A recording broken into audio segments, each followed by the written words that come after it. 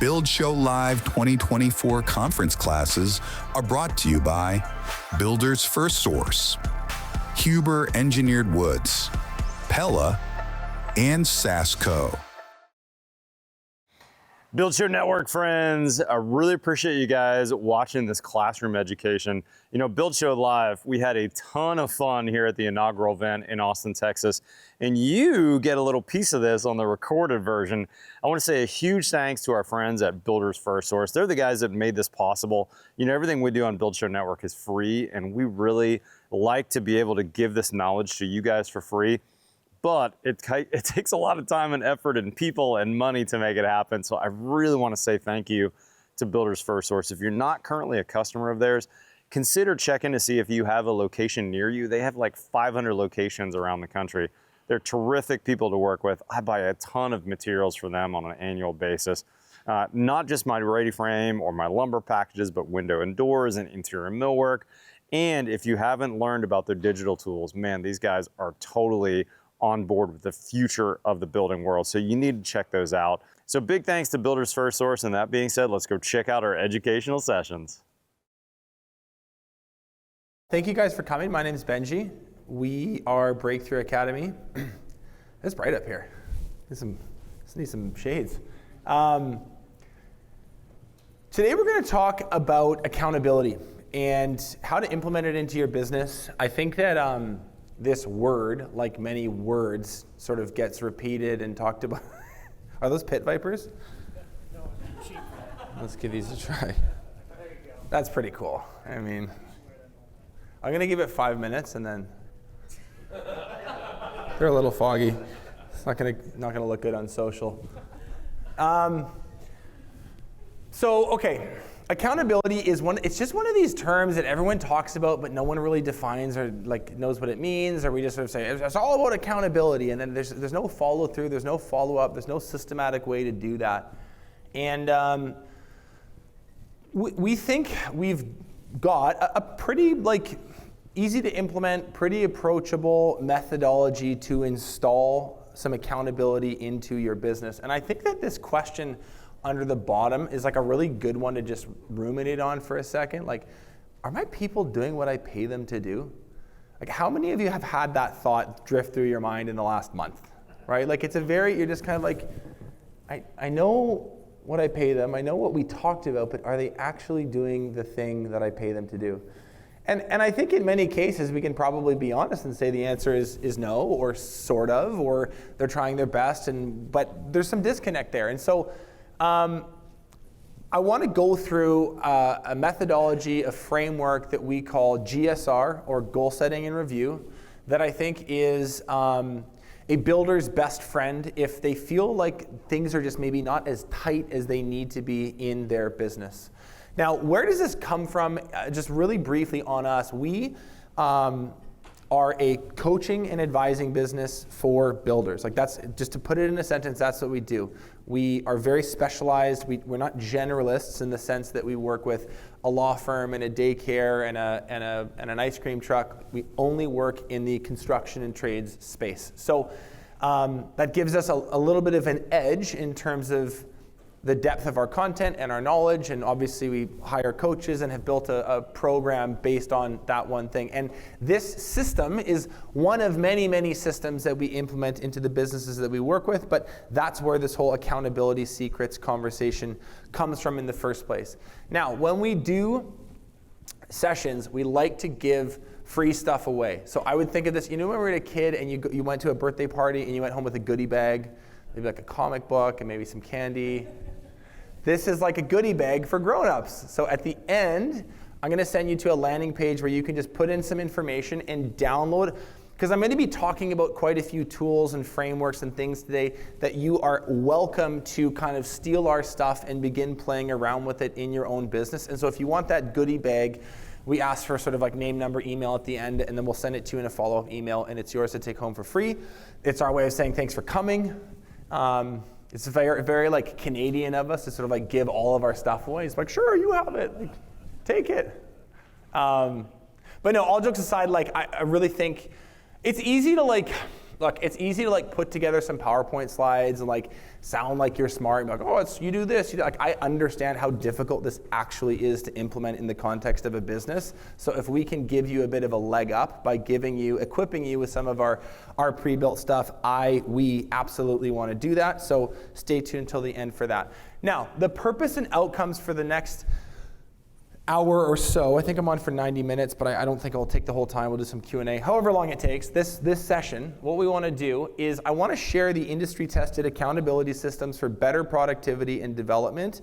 And the outcomes would be you understand the 4 core accountability principles, and then you have the templates needed to hold your team accountable. If you have questions, like just raise your hand and ask. You can interrupt me. This isn't that formal, so please do engage. If you disagree with something I'm saying, tell me why. I'd love for this to be as interactive as possible. But that's what we're going to get done today. This is not. This is a 1-hour workshop or a 90-minute workshop. This isn't the be-all, end-all, A to Z glossary. But I think the way I would think about it is like this is the low-hanging fruit. If you and your business are feeling like, man, I have an accountability problem. Like my people are just kind of all over the place. They don't seem to take their job as seriously as I want them to. There's sometimes infighting and the kind of finger pointing that happens. I really want to fix this. This would be where I would start. These would be like the biggest needle movers, the biggest difference makers for the least amount of work. So the agenda is as follows. We're going to talk about some accountability red flags. I would think about this in terms of like symptoms. You know when you like are sick and you go into like WebMD and you're like, I have a cold and I have this, and it's like I have a cough and I have a sore throat, and WebMD is like, you are going to die tomorrow. This is incurable. Whoops, good spill. This is like, these are the symptoms for an accountability issue. So I would sort of like, if you have a sore throat and a cough and a headache, you probably have a cold. If you have these like 5 things I'm going to talk about, you have an accountability issue, guaranteed. So we'll just diagnose the problem first. We're going to talk a little bit about the performance management cycle, which is like a little bit kind of like corporate sounding and lame, but it is really, really important to understand the broader context of where this GSR thing fits into your business. Then we're going to talk about the 4 key principles: goals, rhythms, prep, and structure. And then we'll talk about implementing this stuff. Because a system is only as good as the job you did implementing it after. So I want to ask you guys, and you can just shout this out, why do you think holding people accountable is so hard? Or what comes to mind? Don't overthink it. You don't want to make him feel bad. So there's like an empathy thing. Yeah, okay, what else? They'll quit? What else? Bandwidth. They're just like, I got so much going on, I can't be bothered to like muster the courage to have the conversation. Yeah, okay. What else? Some people don't like conflict, I heard, and then someone said something about expectations in the back, which is great.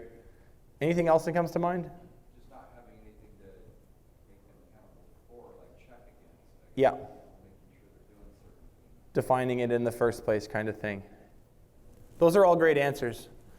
I'm really glad that sometimes you ask these questions and people are just like, because young people suck. And it's like, okay, this is like, great. What's that? I love young people. I have 3 in my house. Me too. I just think it's a bit like, it's kind of a bold claim to like categorically write off 70 million people. They suck. It's like, okay, all right.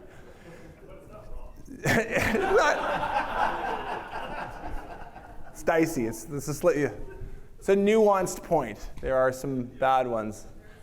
I get it.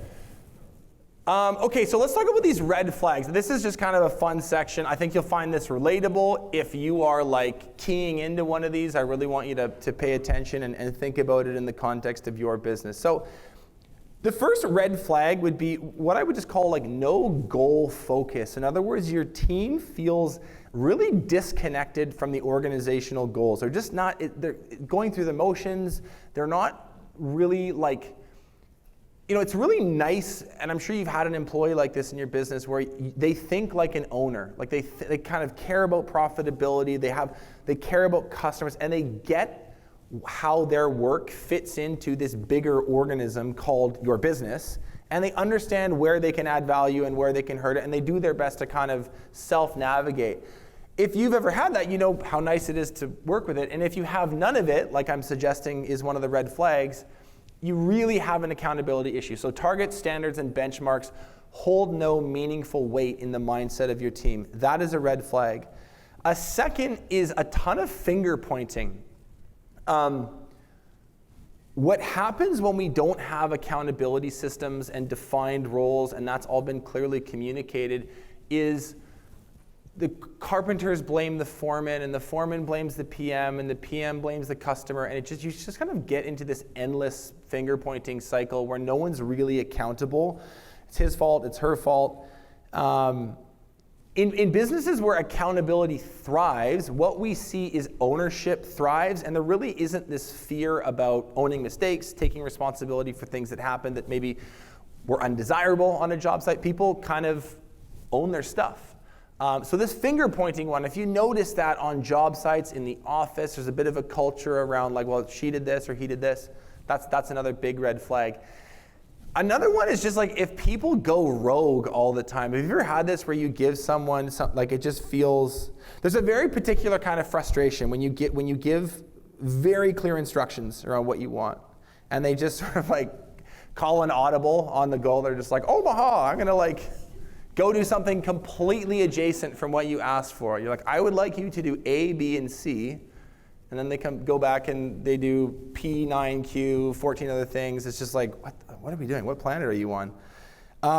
That's another, the going rogue thing. You might just have kind of a harebrained person in your business, but if that's common, another big red flag around accountability.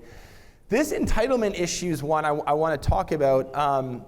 Like we're sort of, yes, like, okay, we can't say all young people suck, but if we're honest, like lots of them sort of do. It's a bit of a tricky conversation. So I am a millennial myself, so I'm categorically against what I call millennial bashing, which is just categorical hatred of anyone under 40, basically. I don't think that's fair.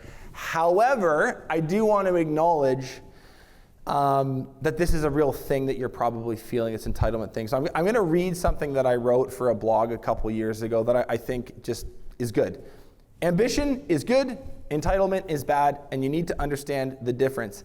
Ambition is a beautiful thing. People who have a natural hunger for more, a growth mindset, and personal goals that drive them to earn more by doing more are incredibly easy to work with.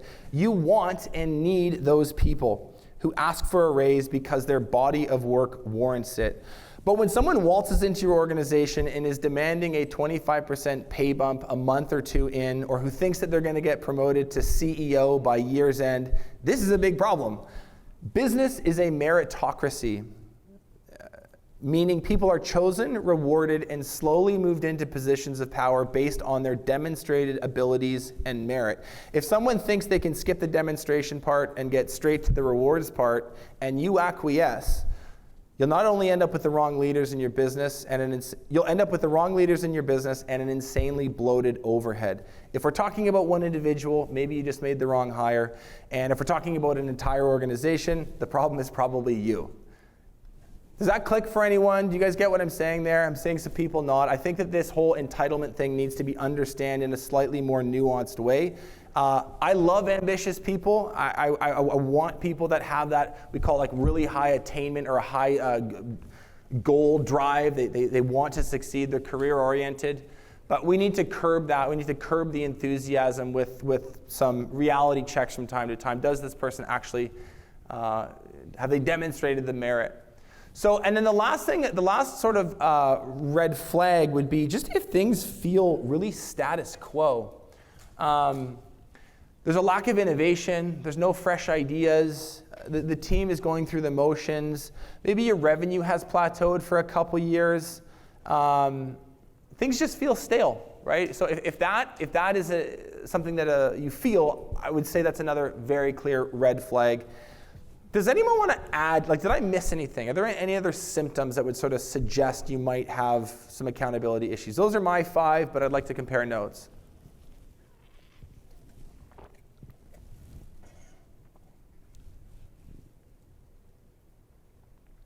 I got them all.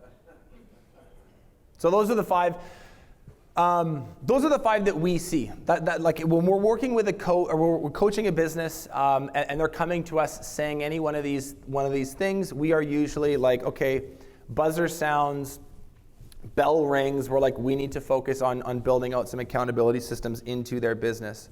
Now, before we do any of this, I believe that there's a really fundamental shift in mindset that needs to happen that really ties back to a bunch of the stuff that you just said. I asked, why is it hard to hold people accountable?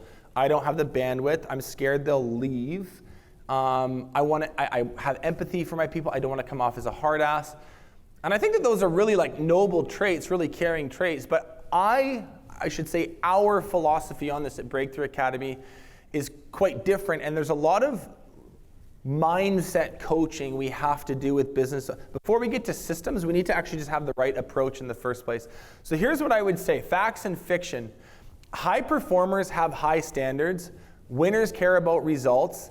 Accountability systems equal faster top and bottom line growth. I also think the people that you really want are looking for strong, I'd even use the word firm leadership. Like there's a sense of strictness. There's a standard that is set and upheld. And even though you have to sometimes be the bad guy, in a very real way, that's what the A players that you want look for. And if you've been too empathetic for too long, you will notice, unfortunately, this is just human psychology, people don't take you as seriously, your word's not as important. And so I really think that we need to dispel some of the fiction, some of the limiting beliefs that a lot of us have around this when it comes to holding people accountable. One would be people think I'm a jerk and they won't like me. That is absolutely not the case. 2 would be my staff will quit. And my answer to that would be, if you are trying to dial in your business and create systems and add a culture of accountability and people leave, do you guys think you want those people in the first place? I think those are what we would call good exits. And the third would be this will negatively affect our fun-loving culture. This one I really just really don't agree with. I'm a big sports guy. I watch a lot of NFL. I watch a lot of NBA. I play sports. I was an athlete as a kid. You know what's fun? Winning games. Like, not losing is fun. And you will notice winning teams, championship teams, teams making deep playoff runs in any league that you like, they are winning games and they're loving it. They're having a great time. It's usually the bottom feeders that are like having the worst time. And so I don't think that there's any correlation between being strict and having no fun in your business. I actually think they they go together. So it's just an important mindset shift. We need to understand that our highest loyalty is to the success of the company and not to the short-term feelings of an employee. And realize that A performers, the people we really want, are looking for this as well. So, important distinction there at the beginning. Performance management cycle. This sounds very much like an 80s management book concept, and I guess in a way it sort of is, but I'll just give you the broader context of where this fits into when we talk about GSRs. We're going to talk about these GSR meetings, these one-on-ones that you're going to start doing with your team to guide them, support them, coach them, etc. The performance management cycle really breaks down into 3 levels. We would say expectation setting at the highest. There's a cadence, which is sort of like the ongoing meeting rhythms and reporting and looking at a dashboard and tracking data to see, is this person doing what we hired them to do? And then there's usually an annual review, right? This is coming up in the calendar, actually. We're prepping to do a bunch of reviews with our team. We look at how they did this year, things they did great at, things they did not so great at, provide some coaching, set ourselves up for the next year, right? So expectation, you can't hold someone accountable to a line that you never drew in the first place. Cadence would be this goal setting and review rhythm that we get into with prep and a structure and an agenda. And then the review happens at the end of the year. So we've only got an hour and a bit, so we're really going to focus on the cadence part, these meeting rhythms part, but we'll touch on all 3. And I show that to you to show sort of where this fits into. So this is really simple. What is goal setting and review, or GSR as we call it for short? It's a management tool that helps you do a few things. It helps you keep a pulse on what's happening in your business in a very ongoing way with a fast feedback loop, daily, weekly, not finding out a year later that your business is unprofitable or this project has, gone haywire. It allows you to hold people accountable. It allows you to provide direction and support. It allows you to manage performance. So these are the structured one-on-ones that you've probably been meaning to do for a few years, but haven't found the time and can't fit it into the schedule, or maybe you started but then fell off. And this would be the things that you do with your key roles. You don't need to do these with everyone, but your probably estimators, your project managers, your foreman, depending on the shape and scope of your business and what you guys do, you're gonna know that short list of people that, hey, I should really have some dedicated one-on-one time with these people. So we're gonna break this down into 4 fundamentals. Maybe to just sell this idea really quickly, like we do have an interesting vantage point on the industry in the sense that we actively work with 600 people all over North America. We have another 1,500 that are sort of considered alumni. They've come through and graduated out or moved on from the program. And this quote from our friend Coach Ian is really apt. He's saying, if there's one thing that can impact your business most quickly and positively, it's a good GSR routine. So this is like, when we're looking for quick wins with businesses that we start working with, we do this and people immediately see results very, very quickly. So in that way, it's low-hanging fruit. So clear goals and deliverables. I said this a second ago, but it bears repeating. You can't hold someone accountable to a line you never drew in the first place. If you've ever felt really hesitant to step up and have a conversation with someone on your team that you know you need to have,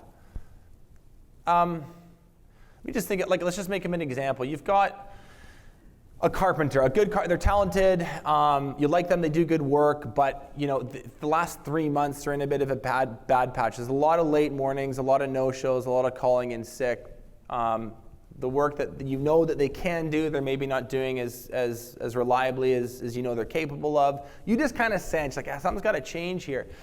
A lot of the times when we feel that reluctance to step up and have the conversation, in my experience, the reluctance for me, yes, there's nerves about, is this going to be prickly? Am I going to say the wrong thing? Are they going to quit and leave? But a lot of the times it's like, you kind of catch, it's like, well, was I really explicit about this in the first place? And if we're honest, we realize we weren't in many cases. I didn't actually define what good looks like for this role. I didn't actually lay out my expectations on on-time arrival and sick days. I didn't actually really paint a picture for them. So what we try to do, especially with newer people that we hire, is I like this concept of capitalizing on the window of malleability. Have you ever noticed that people are the most easy to influence in that first 6 months that they work with you? There's that excitement still. They've started a new job. They haven't gotten to know you and some of your flaws. They haven't gotten to know the team, and it's all perfect. Everything's great. I'm starting this new job. We really want to imprint those standards and define this stuff early on. It's not to say that you couldn't do it later on with a business or a company that's, an employee that has worked with you for a while already, but it's just a harder battle. And so we want to do this early. We want to do this ideally before their first day on site. I just talked about this a minute ago downstairs from the main stage, but the way that we define roles at Breakthrough Academy is we really carefully think through the deliverables first. And a deliverable is very simple. It is the result, the measurable, tangible result that an employee must deliver for the company.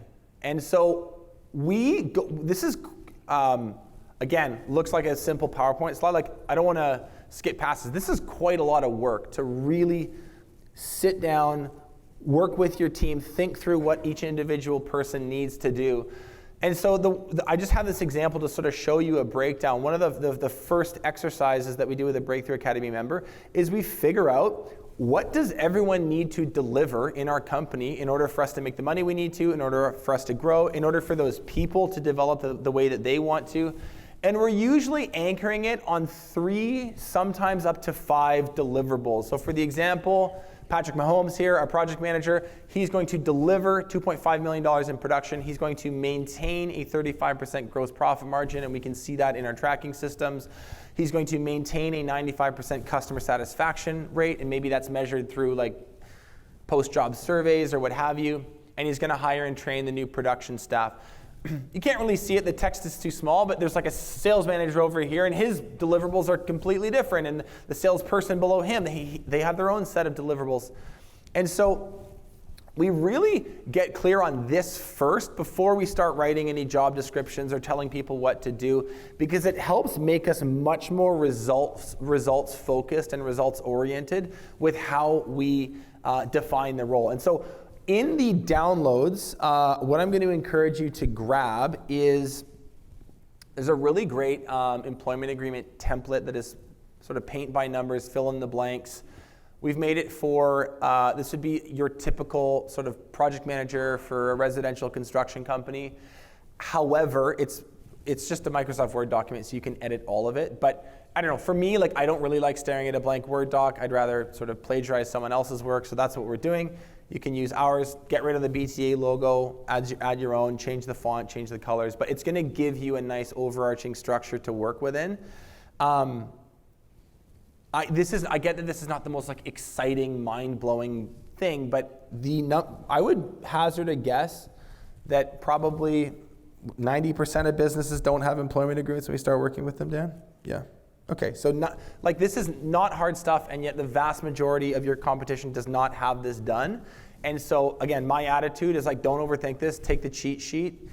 It can have a mistake here, it doesn't need to be perfect, but start building structure quickly, and we include these templates to make that a little easier. So that will be in the downloads.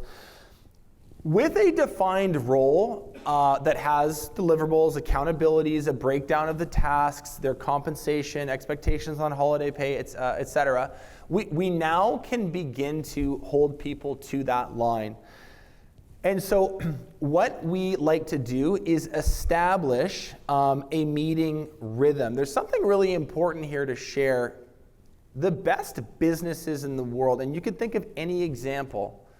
It could be a car company, it could be something in manufacturing, McDonald's, Starbucks is a good example. No matter the industry, they are rhythmical. Like you can see that there's a rhythm and a tempo and a cadence to things.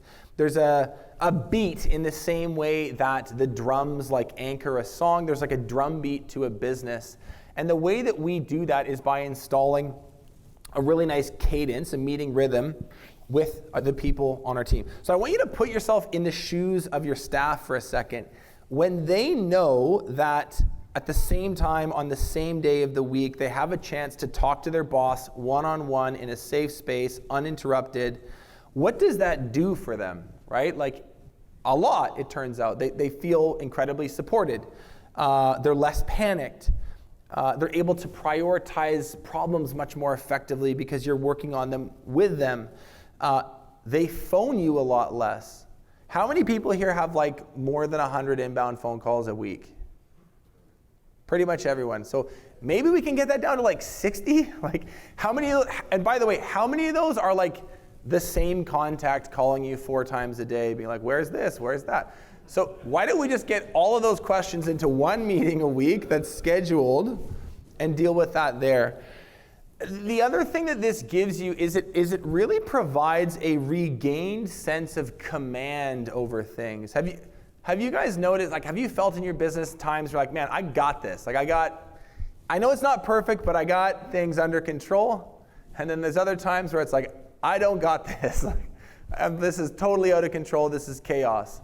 These rhythms are really a great way to move the right way on that spectrum and regain that sense of command over things.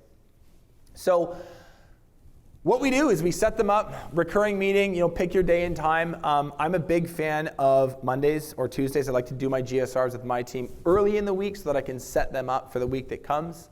We'll get into how we prep and how we do those in a second. But when we commit to these, they happen on a fixed recurring schedule, period, even when you're slammed. This is there are a couple things in your schedule that are immovable. I would say this is one of them outside of a very, very serious workplace injury. These happen same time, same day, every single week.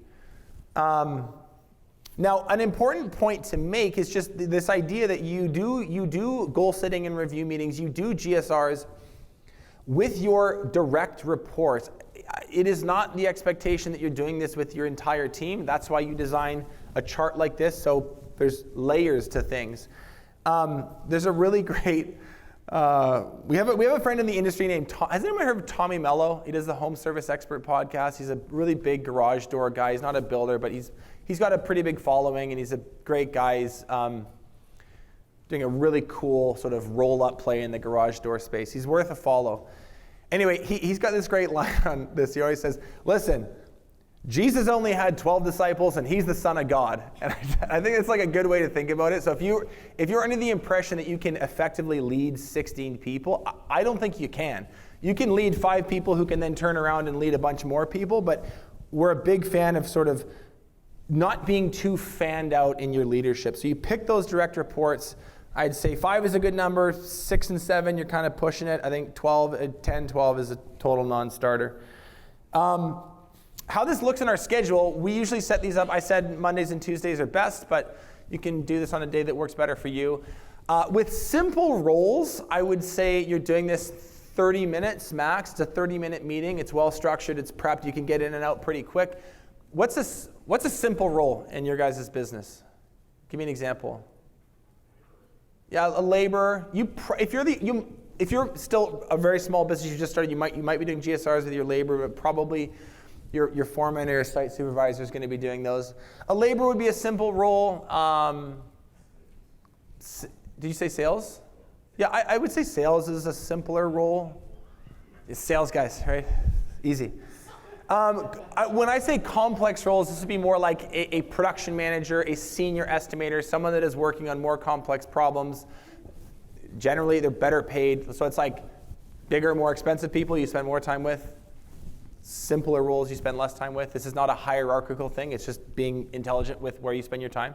It's a standing, consistent meeting, like I said earlier. Earlier in the week is preferred. You can do these in person or you can do them online, depending on how your business is set up. I think that in-person time for one-on-ones is really, really valuable if you can make it happen. It's way easier to get a pulse on body language, to actually sense how someone is feeling. I lead a lot of my team through Zoom, and I got to tell you, it's really it's quite hard to get a read on people. And there's one person I can think of in particular I'm kind of like challenged by right now in my leadership, and I can't tell. I'm like, are we good? Are we not good? Why are you so behind on this? This would be a lot easier if he was just sitting right next to me. That's just the way our business happens to be structured. I think that quality in-person time really, really matters. The cons of the in-person stuff is just the lost production time, because if they're driving from site to meet you at your office, or you're driving from the office to meet them at a coffee shop or whatever, you're burning daylight a bit. And the other thing is I find in-person meetings just magically tend to run longer. I don't know why. They just always go over time. If you can make it happen, I would try to do in person. You can, however, do these over Zoom. The convenience factor cannot be beat, obviously. I think that whether you're using Zoom or Google Meetings, or there's a bajillion of these video calling platforms now, they all have that screen sharing functionality, which makes it really nice and easy to look at the dashboard together. We'll get to the dashboard in a second, and review results together. Just gives them a little bit of flex. The cons is that I find that people often take advantage of this setup. So you're like, okay, so the rules are, it's on time, we're on Zoom, 3 p.m. on Tuesdays, I want you in a quiet place, I want your prep done, I want to go through X, Y, Z. And it starts like that, and then it turns like Zoom calls from the truck, and then it turns into like phone calls, and then it turns into they don't do their prep. So I just find that it's a slippery slope when it comes to maintaining that standard. But that's a solvable problem. And then just the developing trust thing is slower. I just mentioned it about the in-person. I really think that in-person time is important to build rapport and get to know your people and understand them on a personal level. So this is where I think this conversation is probably the most important, and where a lot of this breaks down for a lot of people. It really, the good quality one-on-ones that you're doing with your direct reports, it's all about the prep.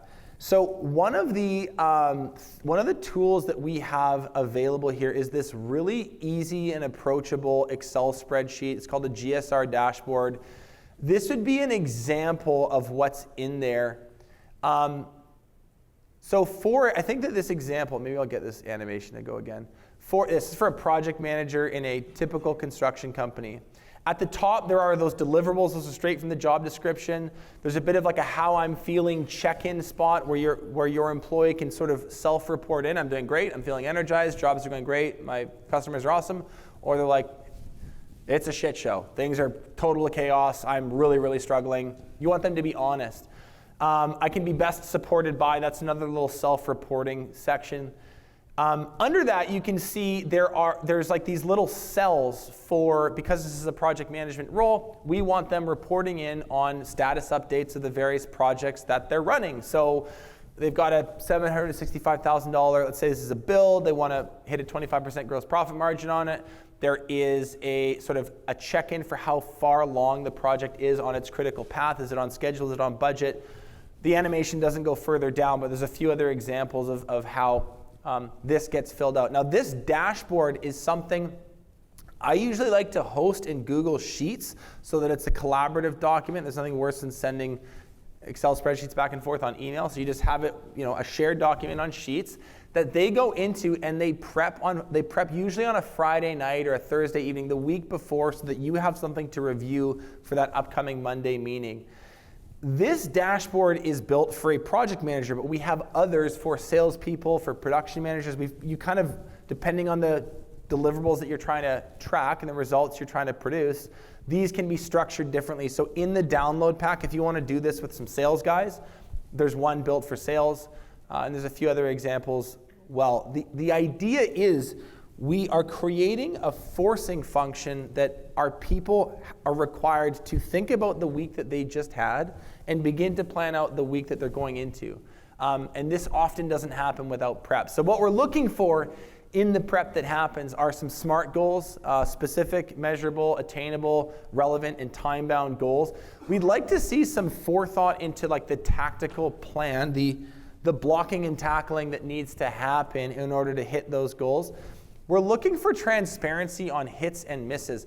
What we want fundamentally is the truth. Like so it's a really important piece here to encourage honesty and transparency about where your people are at. I had this guy on the podcast the other day, and I was like, how do you make a data-driven culture in your organization? And he said something really cool. He's like, you need to reward people for bringing you good data and never punish them for bringing you bad data. It's just like, just bring the data. He went so far as to say, he was talking about his business in particular, which they do excavation. He's like, your first job is to bring me good data, and your second job is to do your job. And I just think that's like an interesting framing on this. So when we're doing GSR dashboards, we're reviewing someone's prep, and they're saying, I'm really struggling, this customer's a nightmare, this project is way off schedule. We're not coming into that meeting all fire and brimstone being like, hey, you screwed up, you're in trouble. We're coming in and be like, okay, thanks for the honesty. Let's begin to attack this together and problem solve this together. So it's just an important note on incentivizing your people to be honest and creating a space where people feel safe to do that. Because without that, you're really getting fed BS, frankly, and these become a waste of time. And you'll just be able to say, I'm not getting the full picture here.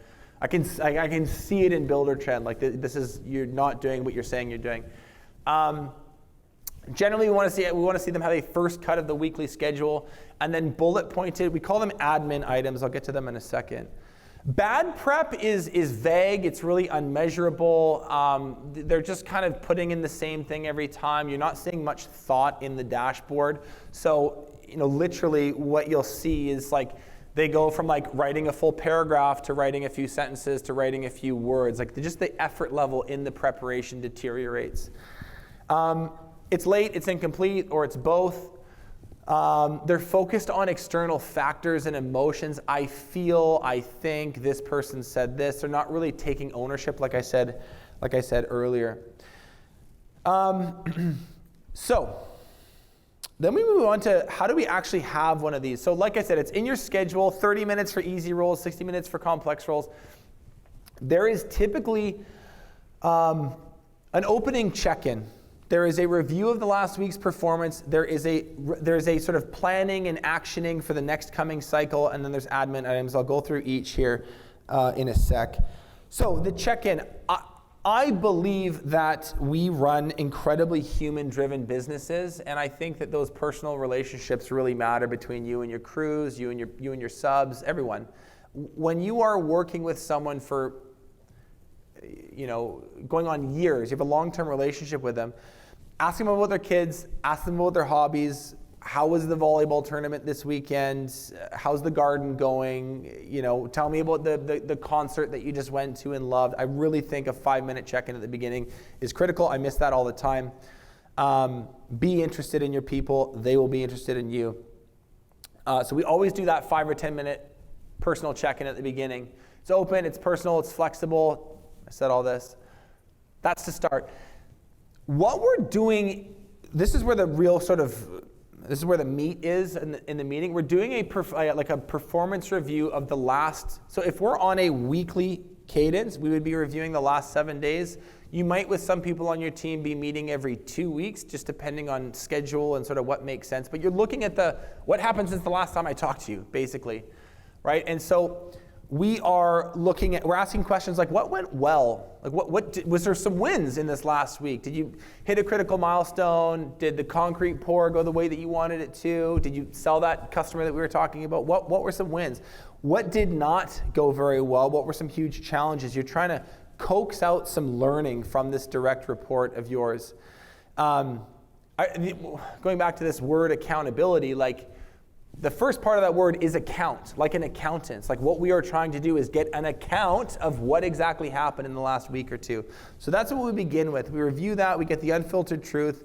We want to reward our people for bringing us good data. We don't want to punish them for missing a goal. That's what's happening. What happened last week? What we're then doing is moving on to sort of like a rough draft, a V1 plan for their next week or two. As a part of their prep, your team member should have already done a first mock-up of how their week's going to go, like into Google Calendar, whatever scheduling tool you're using. And you want to now review that with them. So you want to make sure that the hours of the day make sense. We obviously know that fires are going to erupt. We know that they're going to have to deviate from their plan. It's not like just because we make a cute little block schedule, everything is going to go perfectly. That's okay. But we're reviewing their schedule, not to micromanage every minute of every day of theirs, but we're trying to see, is their head in the right place? Is my project manager focused on the right things, to do with his projects? Or is he spending a whole bunch of time at the lumber yard BSing with someone? Is he spending a whole bunch of time driving from place to place kind of aimlessly? So you will see that in that first draft plan. Now, the other thing is the business environment changes. We need to change as well. So there are many, many moments where we need to make what they put together as a V1 is maybe not what we need, right? So I'll give you an example. I don't know what it's like here in Austin. I think the market's pretty strong, but I think more broadly in North America, certainly Canada and the US as well, although to a lesser extent, the market has changed over the last 18 months. Things are a little tighter. It's this zero interest rate policy era is over. The stimulus checks have largely stopped, and we're kind of having a regression back to what we would call a more normal economy right now. And that means for a business that's trying to grow, we have to work harder at sales. And so what you might see in a GSR meeting, or what you might have the opportunity to do is with a salesperson, you go, hey, listen, market's changing. We're totally okay, but in an effort to be more proactive, I want you to carve out 2 hours a week in your calendar to start doing outbound calls, follow up with previous customers, do some business development. My point is, these are the little tweaks that you're making as a manager and a leader based on the overall context that your business operates within and this specific individual on your team. We're helping them understand A priorities and B priorities. And A priority is something that needs to happen next week in order for them to hit their goal. A B priorities would be nice. It would support them hitting the goal, but they can realistically schedule it to the next week. We're looking at their calendar just to make sure that it makes sense. And we're talking about any contingencies. And any if this happens, then this other thing needs to happen. There's a lot of sort of complex problem solving, especially more senior people are doing on site. So they will have a ton of questions about that for you, and you're doing that with them. I mentioned this earlier, the admin items. There's a lot of stuff in a business that doesn't really have to do with results or their goals necessarily, but we fit this in at the end. It's like, hey, we're getting new uniforms made. I need your shirt sizes. We've had a major or a minor cybersecurity breach. We need you to update your passwords into these softwares. The vehicles need to go in for service on Friday. This is just like the regular run-of-the-mill stuff that needs to be discussed. We call them admin items. We usually tack them on at the end. So these are non-goal related questions, loose ends in other words. And that is sort of the structure of a GSR meeting. Just to recap, we do an opening check-in, hang out with them. How was their weekend? We review performance from the last week. We do a rough draft of their plan for this week. We hit the admin items and we send them on their way. And this is how we take what was talked about in the employment agreement and we ensure that it actually happens. This is how we answer the question, are my people actually doing what I pay them to do? Is by installing this rhythmical meeting all the time.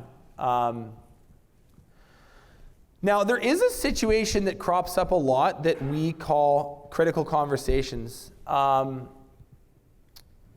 These are I think I titled it well, how to have those tough talks you'd rather avoid. Like, there are moments in business where you do need to, be a tough guy. Deal with a knucklehead on your team. Someone has a really bad attitude. Someone is just not doing the work that you expect them to. We call them critical conversations because the stakes are high. Like this, it matters. You cannot have this behavior continue. This needs to be addressed and fixed, or else you will be looking for a new employee and they will be looking for a new job. So I'm not going to go fully into that. I would just say that we have if you struggle with critical conversations, I do. I get nervous before them. I feel sick to my stomach. I get on with it and I have them anyway. The way that I do that is I follow this really simple 5-step framework that we detail. I think that we have this in we have this in the downloads, just kind of a step-by-step. Here's how you prep for a critical conversation. Here's how you make sure you have your thinking aligned. You might even want to rehearse for it a little bit. If you need to have a critical conversation, I'd highly recommend you check out that episode and check out that tool. What you will notice when this is done well, there's a few really good feedback loops you're going to get right away. The first thing is that results are just going to get better. You're just going to notice jobs go more smoothly. You're going to notice your sales process be a little bit more productive if you're doing GSRs with your salespeople. You'll notice that your inbound phone calls and sort of dumb questions that you're getting all the time go down because there's a dedicated time for that. And the person on your team knows that it's coming up on Monday. I'll just put it in my dashboard and I will talk to him then, or I will talk to her then.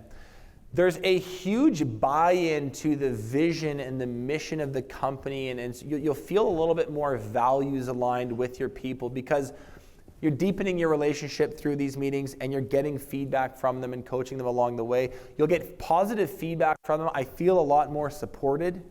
That's a very common adage we'll hear. And lastly, your staff are going to earn more, especially if you have set up some kind of bonus or performance pay structure. I'm actually just curious, has anyone here installed some form of bonuses with their team, or is everything hourly? A few of you have. This whole performance pay thing is really interesting, and I think it's growing conversation in trades, which has historically just been pay everyone by the hour. There's a lot of very progressive and forward-thinking business owners that are coming up with really clever ways to incentivize their workers to make more by getting results. I mean, we have a lot of people that have created really cool bonuses for getting a 5-star Google review. Just like the person on site is responsible for building enough rapport and keeping the customer happy, and then also kind of closing a deal by getting them to fill out a Google review. And you can monetize that and put a dollar figure on it quite easily. Yeah. What things have you seen for like a superintendent or a project manager? Anyone that is leading a crew and then therefore like driving production, there'd be a few things that we are super focused on. One, are they driving the desired gross profit from the job? So we would have, like in the BTA framework, we would have a desired GP that we're always trying to get. And if we are seeing that in the projects that they lead, That would be something that we bonus them on. I would say customer satisfaction would be another big one. If they're the one primarily interfacing with a client, they have quite a bit of control over their happiness level. And so we would do like NPS. I don't know if you know the NPS score, but like post-project surveys. You could do it on Google, but I think Google is a little bit more, it's not quite as pure of a measurement, because then we can hop on Google and write a review. But yeah, driving gross profit and driving quality would be two things that we track a lot. And then the other one too would just be like top line production. Like a lot of our builders will have a dedicated, I showed that on an earlier slide, like they know what each individual PM is supposed to produce in a year. And so they'll give basically a sliding scale bonus on, did you hit that? Did you exceed that? Were you 70% of that? And they bonus it that way. Does that kind of answer your question? Yeah. We did I think on our YouTube we have a really good video on just performance pay for contractors, kind of a 101 level intro to that, if you want to go deeper on it. I don't know why we have this. There's our YouTube channel.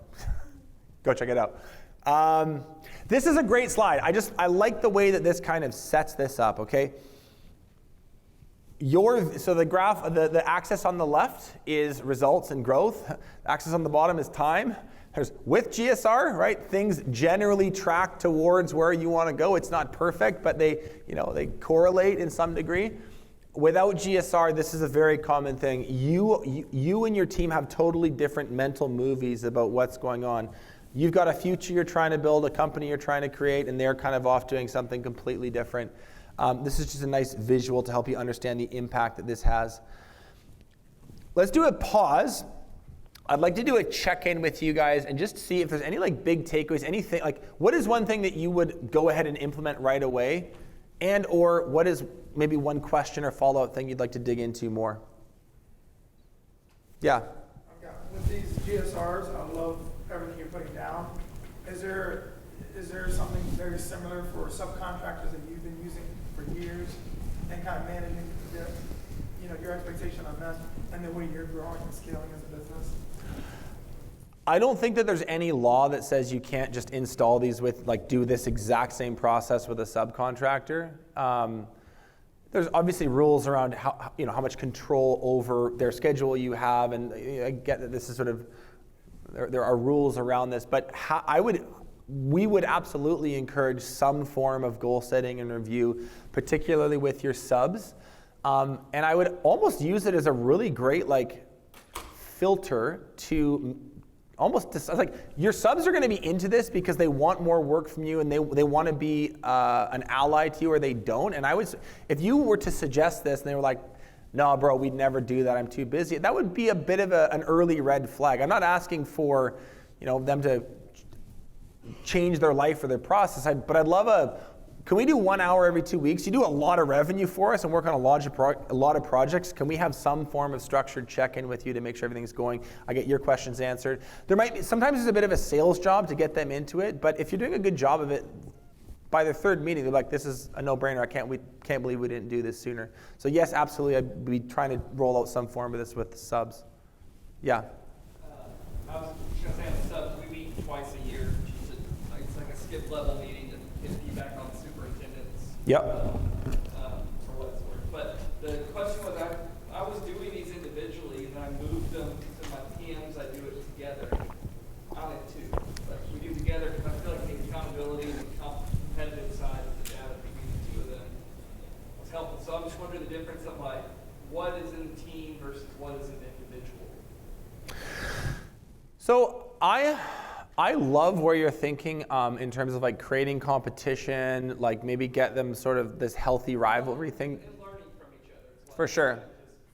So I would, and you have to sort of be reasonable at how much time you spend in meetings, right? There's other stuff that we need to do as leaders, but I think our sort of the prevailing wisdom at BTA would be, you would have divisional meetings. There might be a project management meeting once a month that you talk about results of the two of them. There's coaching conversations, anything pertinent or relevant for them, but I would also be doing one-on-ones with them.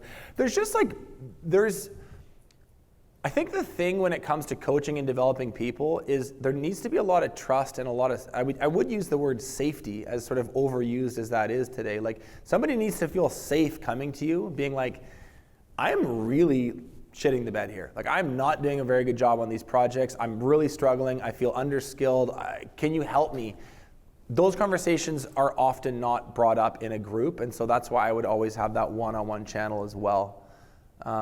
So, a lot of these slides and the pictures, and it sort of seems like this very kind of like, you must do it this way, or if it's a failure. I think what I'd maybe encourage you to think about is like, I'm trying to explain a fundamental principle, which is not that complicated. Humans aren't robots, and they need support and coaching. Find a way to do that in a methodical way that works. There's a dashboard that helps, there's a calendar that helps, there's a way that we do it, but we can get pretty, you can tweak this and customize it to make it work for your own business and your own structure, and in your case, your two project managers. Yes? So we're a pretty small company, but I've done the one-on-ones with guys, and then I find out that they all go back and, like housewives, all tell everybody what everybody else said, and then they're coming to me and, oh, Steve got this, or you gave him this feedback, and it turns into like a shit show of feedback loop that, and maybe it's just a maturity level, but, and that's more on the labor side of things, but is that something you've run into where it just becomes more of an issue? It's almost easier to just do it as a group, like he said, because you guys are all going to go back and talk about it anyway.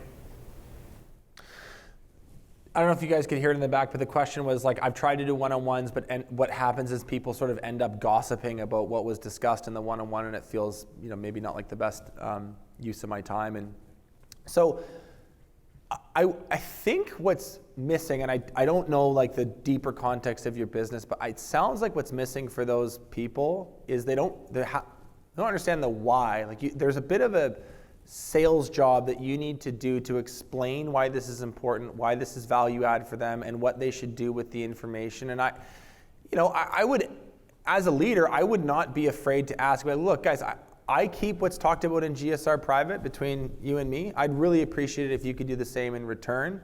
I don't mind you guys, cracking jokes at my expense. That's like the reality of being a job, but can we kind of keep this professional? And that's kind of a coaching and leadership conversation that needs to have. And I think that if you have the right people, within a few months they'd respect that, or they wouldn't, and you're having a different conversation later on.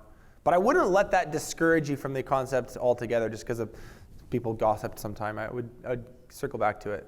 So would you say your goal setting or review is separate from your performance? Well, it's separate, but it's connected. It's connected to a bigger thing. I would go back to this slide. Like this is the in-between. We set the expectation at the start of the role or the start of a year. We do the GSR meetings as our cadence, and then at the end of the season, there's usually a more formal performance review, career meeting, whatever you want to call it. But it's usually an hour and a half, and they prep some notes, and you discuss, what they did well, what they could do better next year. So yes, it is separate. It is in addition to, but it's a part of a broader performance management cycle. Yeah. Yes. So I don't know if it was like jobs or Elon Musk, what was listening to said, I don't have time to be polite and honor someone's privacy and take them in a room and say, hey, we got things to do, we got to move on. I'm just going to be transparent. I'm going to be me. You're going to hear whatever it is, and everyone's going to hear it. We're all going to learn from it. Yep. Or we're not. Or you don't like it, then you can go somewhere else. Yep. We got things to do. Is that crazy? It's a really great question. Have you read the new Elon book, by the way? The one by Walter Isaacson? It's a biography. It just came out last year. Unbelievable. Cannot recommend it enough. Such a good read. It's on Spotify. That's a really good question.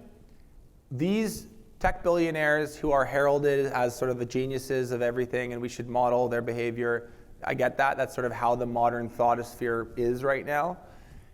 Those guys have a lot of churn. They lose a lot of employees.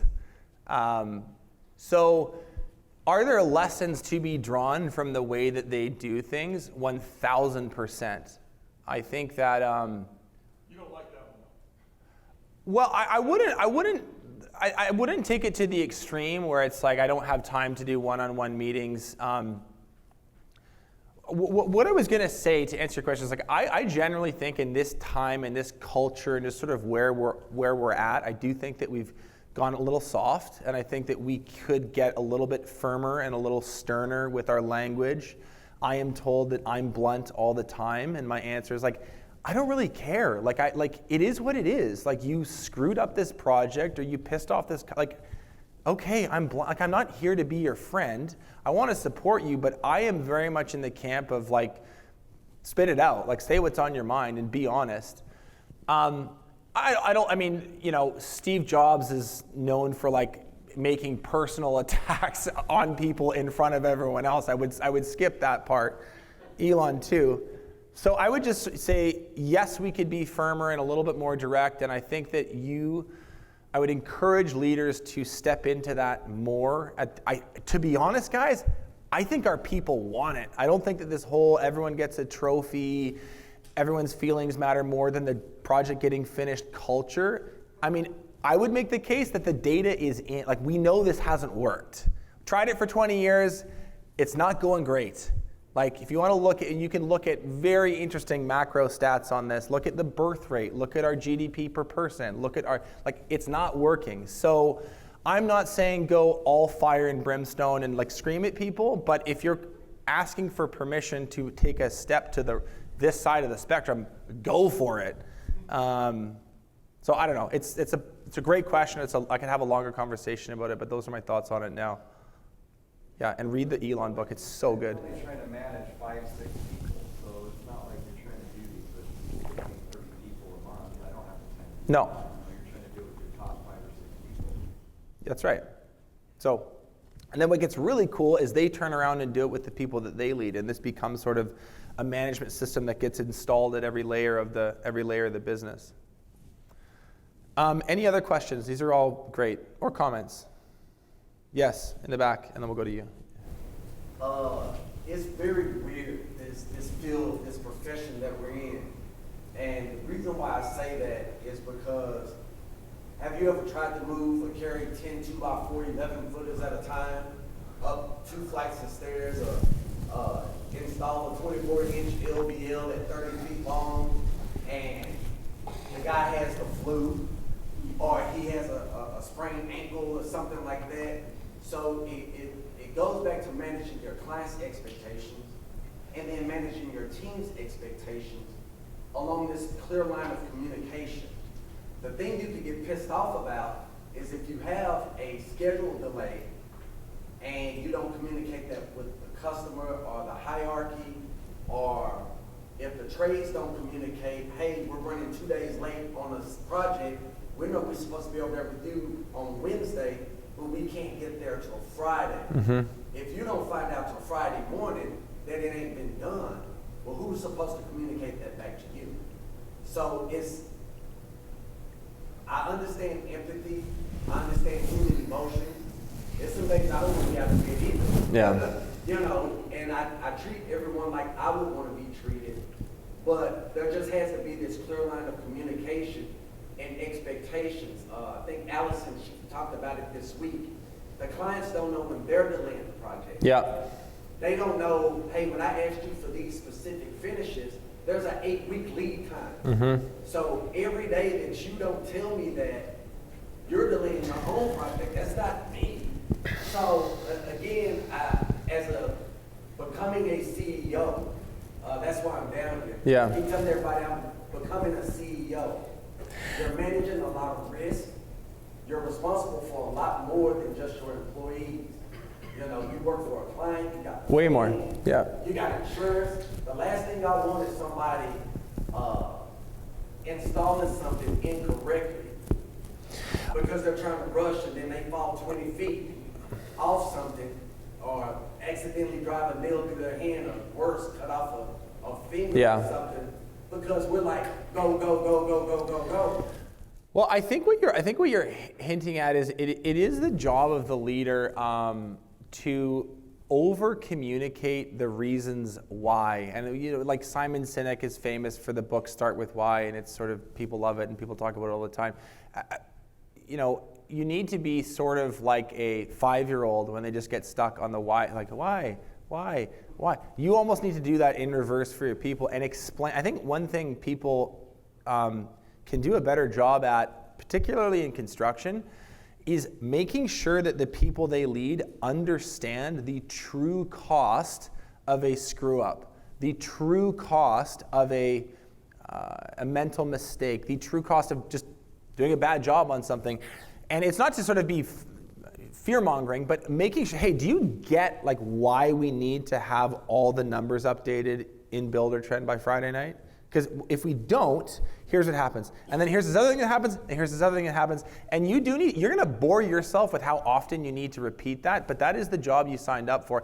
I think that people, when we go back, you saw that like organizational chart sort of picture, it sort of lays out the shape of the organism that you run. I don't think that people get how they connect to that clearly enough, and that is your job as a leader to just say it, reinforce it, say it again, say it again. A lot of your job as the CEO you're becoming is going to be repeating the same thing, a lot of the times to the same people, but also to different people as well. There's one other question here, and then I think we'll move on. Yeah, go ahead. Yeah, so what have you found, you've seen a lot of guys in the industry, you've talked with a lot of people, obviously with millennials, I'm 38, so I'm kind of in between. Yeah. Kind of at the top. I grew up farming, so that was just, I learned how to work, but there's a lot of people that we'd like to attract to the business, and right now a lot of our focus is being attractive for younger guys that have forever said, oh, work smarter, not harder, and so they watch their parents like crumble in this industry because they come home and have nothing left.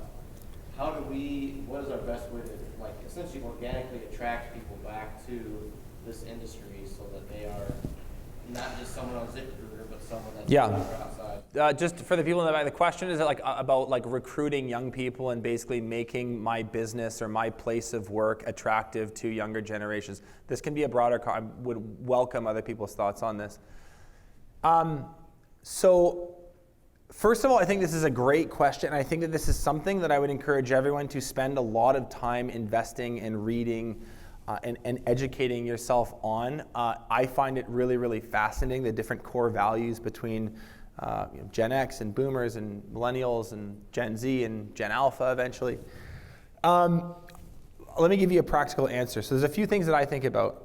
One thing that is incredibly important to millennials is some semblance of flexibility. Like they're quite anti 9 to 5, and you might think, well, I can't do that. I'm not saying that it's like unlimited paid time off and you can come into work when you want and work from home. It's like we run a construction business. Like we build home, like you have to be there. And so, but can you find a way to like, can you find a way to be slightly more competitive on the flexibility thing than the other construction businesses in town?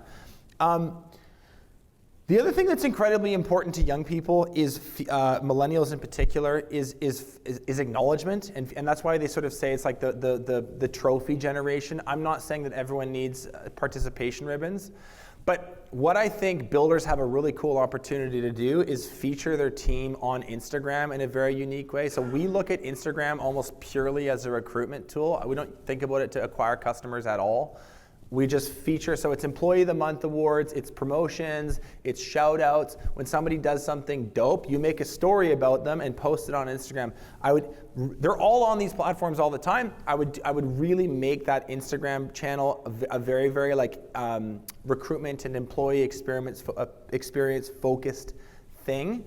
The last comment I would make about millennials, and we can agree or disagree on whether or not they actually do this, but what they report as saying is important to them is career ascension. So nobody wants a dead-end job, but millennials especially don't. So the more you can invest in what they call like career laddering, where you're able to communicate and show to someone, yes, you start as a laborer, but then you move into this, and then you move into this, and sort of give them a path forward, a growth path. That is a really, really key thing for young people today.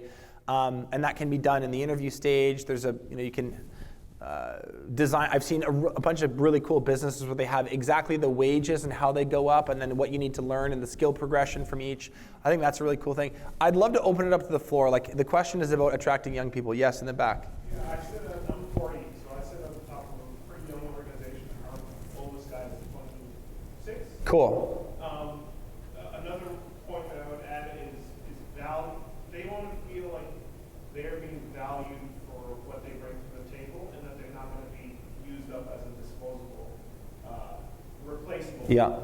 You know, a lot of the guys that we get have watched their grandfathers and their fathers be used up and spit out by the industry. Can't hold their arms above their head after 35 because their rotator cuffs are done or something else. So it's like, if you're not willing to rent the drywall lift for a day, and you're just going to make them use their meat body to do something, it just shows like a thoughtlessness that really plays really badly with them. They don't feel the value. So. It's really well said. Yeah, go ahead. So I've got a couple of thoughts on that. And one is, you know, we started in the trades, and then people wanted everybody to go to college and get back to work. And so we had to offer amazing benefit packages for people to go into corporate, right? Starting with pensions, benefits, health insurance, disability, long-term, all the things, right? And now we're seeing the shift back and trying to pull kids and different things back into trades.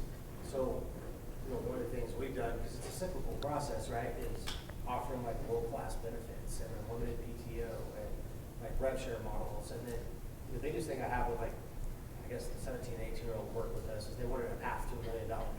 So I got a certified financial planner. And Great. said, based on your salary, we can get you to $1 million in 7 years if you invest this. And they were like, oh, I didn't know you could make $1 million being a day laborer. And we're like, yeah, you can. Here's how you do it. You should come to the booth later. I want to talk to you about that. That's I'm really impressed by that. I'll make a couple other comments on this young people thing. I think Igor spoke to it in an earlier session, so if you're in his, we are philosophically aligned on this. Millennials and Gen Z sort of do get bashed, and it's not unwarranted. When we look at, like, I can't hire anyone, I can't find anyone, it's not your opinion of some, like, blue-haired TikToker who can't work for 17 hours a week is not unjustified. I get that. The thing that is happening that I think people don't see is we have a 1.67 birth rate, replacement rate here in the US. It's 1.32 in Canada. So like, as much as it's like it's values and they don't work hard, it's like, no, there literally aren't enough young, like the baby boomers are the biggest part of the funnel. Just look at the modeling. In Canada, we will start shrinking in 2030. Like, it's very clear. We need to, you know, hopefully we can solve it through immigration. It's like, there's the whole other conversation. But my point is, a lot of people sort of like to say young people are lazy, when I think there's a much more fundamental problem, which is way more to do with demographics than anything. And so what I think is really, really cool, and I'm really encouraged by, guys, there was an article by Forbes that came out like 3 weeks ago that is, they call Gen Z the tool belt generation, and there is quite a measurable interest from young people in trades right now. So like, I actually think, and this might sound half-baked, I think that trades are getting cool again. I think that there is this massive group of disenfranchised laptop people who are a junior administrative whatever at insert boring corporation, who are totally bored out of their minds. They're saddled with debt. They're not actually making that much money. The experiment has failed. Like I said earlier, like, the data is in. I really think, I'm gonna go down a whole other rabbit hole, but I really think that post-secondary, the way that it's currently structured, is ripe for disruption. I think that there's this groundswell of people going, this is a raw deal. Like, my older brother went and got his carpentry ticket and made $80K his first year, and now is a PM and makes $130 for this really cool builder. He works with his hands, he makes cool shit all the time. Like, I think that this is swinging back, and maybe I'm overzealous, and I get that it's not easy, but I am really encouraged by what I'm seeing out there and the way people are talking and what I'm seeing written about. And so, anyway, just to close out my thought on this, I'm very, very bullish, like, to your comments there. People, like, you cannot, spending dollars and bandwidth and time investing in your employer brand, that's what we call it, like, how do you market the jobs you offer to the talent market, those are dollars well spent, and the people that invest in it and get good at it do not have the problem that a lot of your competition, a lot of people that are frustrated by young people are having. So I just think that is, if you're looking for like core things to, what's a safe bet to put my focus on, figure out a way to make your workplace attractive to young people, you will crush it. So yes. Comment and question, just make it quick. Comment is one of the things that I've done in my company to attract that talent is writing job offers specifically for that individual person. Interesting. Finding out what's important to them, like, oh, okay, you have some health issues. How do we support you in taking care of that? Or you want to learn in the industry. Okay, let's build a plan. We'll pay for that education for you. And that leads into my question of, are you familiar with any like non-union type hands-on education for the trades?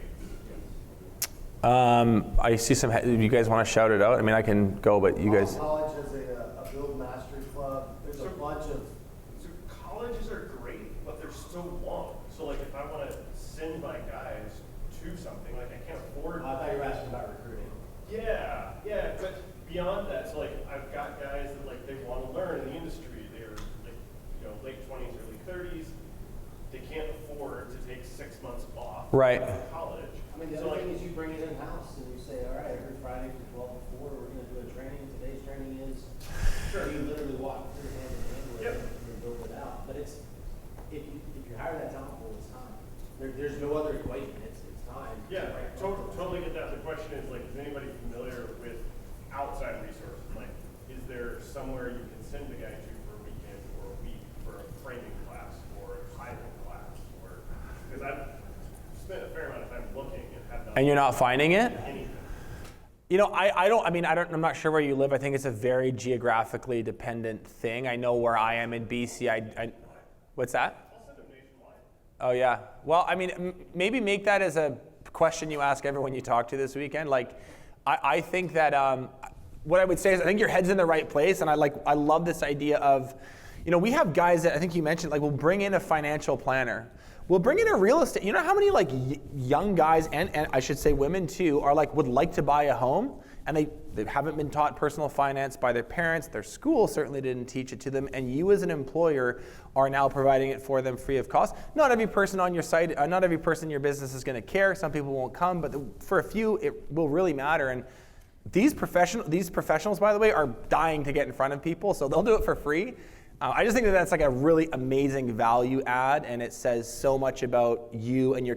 Not only are you helping develop skills, you're communicating how much you care to your people, which buys you more time with them, and that's really important. So keep doing what you're doing. I don't have a good answer for like where to get specific education pieces though.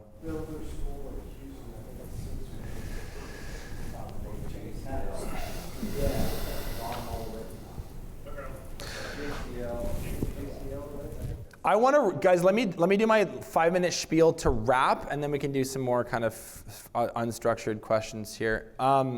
So we've talked about a bunch. I really briefly just want to tell you a little bit about what we do. This is hopefully will not be like a super lame-o, boring sales pitch, but I'll tell you a very brief story. I just spoke about this on the main stage. Breakthrough Academy fundamentally exists to transform honest, hardworking contractors into well-balanced leaders and thriving entrepreneurs. That's what we do. We've studied this pretty closely over the last 9 years. We've had 1,500 contractors come through our business, and we've got to work with them, and we've coached them from every stage here. Operator, which is just you and some equipment, and it's year one. That very hectic early stage, into a manager when you're building a bit of a nucleus of a team, into a leader where you actually have a developed org chart and all the GSRs are installed, all the way to a strategist where you're running a $15 million business with a full leadership team and you're working on strategy and vision. We've spanned the gamut. What we do fundamentally here is we install a business system into the companies we work with. Has anyone heard of EOS? So this is EOS, but it's just for contractors. So what we do is we build out financial controls so that you can make data-driven decisions and understand your numbers and actually make money as a builder. As Matt said earlier in his session, you can't build very many good houses if you're going out of business. So we really take the numbers very seriously. We help you define roles, which is sort of a little bit about what we talked about today. We build out hiring systems to attract you A players so it doesn't feel like you're scraping the bottom of the barrel all the time. We create training and onboarding infrastructure so that we can ramp people up more quickly. We work on and optimize your sales and marketing, so that would be brand building and lead gen and the actual like multi-step sales process that you install. And then lastly, we help with bigger picture goal setting and execution. So this is like our framework. We have a team of 20 plus coaches who install this framework. We work with over 600 businesses right now, and we drive some really cool results. I do want to say this. All of our businesses all together did over $2 billion in revenue last year. The average new Breakthrough Academy member increases their revenue by 25%, and they increase their net profit by 69%. We systemize businesses for the results that they drive, not to just like make PowerPoint slides about it. This is very much about the individual contractor or builder in their market and what they need. And that's what we're about. Those are kind of our values, our mission, some results that we post. There's a really distinct profile of business that we really do well with. So if you own a construction business that does between 1 and 15 million per year, yes, we do both. We do residential and commercial. You've been in business more than 2 years. You want to grow still. You want to build a fully systemized company. You want to develop as a leader. You want to mastermind with other high-performing industry peers, and you want to be held accountable. This is absolutely a program that is built for you, and we would love to chat. Couple things as we close. So I talked about the goodie bag. That QR code, if you take your phone out, will take you to a landing page. It's just going to ask you for some really basic information. At the bottom, there's a self-select, and you can say, just send me the templates right now, thanks, and we'll just send you the templates right now.